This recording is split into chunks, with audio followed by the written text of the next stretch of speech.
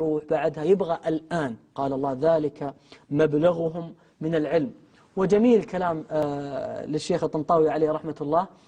يقول لي أحد الإخوة قبل 14 سنة، يقول حضرت للشيخ درس في الرياض، يقول فتكلم الشيخ عن الإيمان واليوم الآخر والجنة والنار، وأن الإنسان في الجنة يجلس فقط يشتهي، ينظر للثمار كلها، الجناء من حول الثمار، ينظر ثم يشتهي، ما تكلم، ما قال أشتهيها، بس وقعت عينه اشتهى تلك الثمرة وجنى الجنتين دان، يجي عنده ويقطف ويرجع، قطوفها دانية ذللت قطوفها تذليلا. يقول فقام واحد بعد المحاضرة فقال يا شيخ أنا بقول لك سؤال بس لا تزعل. يسأل الشيخ علي الطنطاوي، يسأل الشيخ عليه رحمة الله. قال يا شيخ أنا بسألك بس لا تزعل.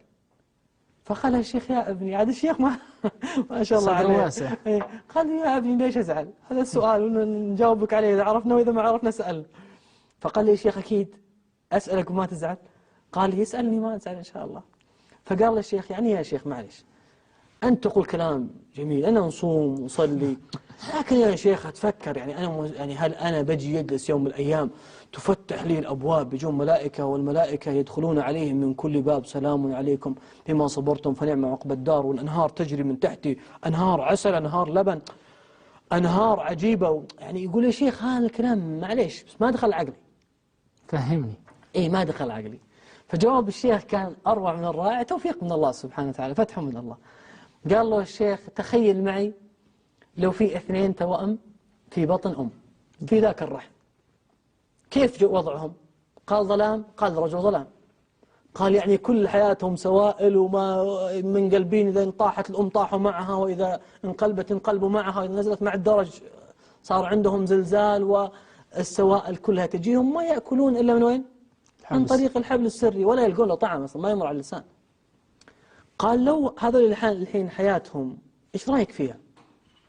قل الحين هم أكثر شيء يفكرون فيه إنه أعلى شيء في الدنيا هو هذا الجدار حق الرحم. نعم الوالدة. إيه نعم هذا أعظم شيء عندهم، ما يدرون إيش وراه. يقول لو واحد ولد قبل الثاني ب5 دقائق،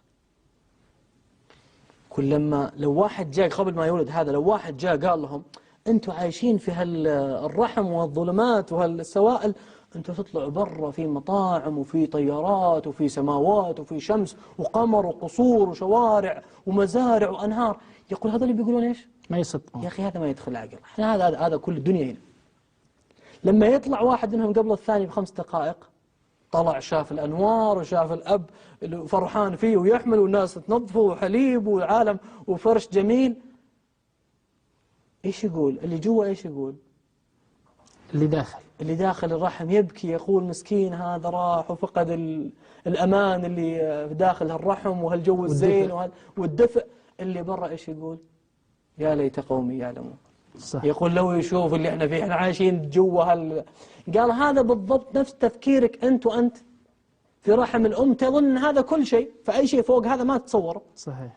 قال وأيضا هي القضية مكان مظلم، بعدين مكان واسع في الدنيا، بعدين قبر، أسأل الله ينور علينا وعليكم آمين. وعلى المسلمين وعلى موتانا المسلمين، بعدين أسأل الله أن يجعلنا في جنة عرضها الأرض والسماوات. الشاهد أنه هذا قال الله ذلك مبلغهم. نعم يعني مثل ما كان هذا التوأم لا يعي ما بالخارج يصدق أصلا. نعم. ما يصدقك. فهذه هي القضية سبحان الله.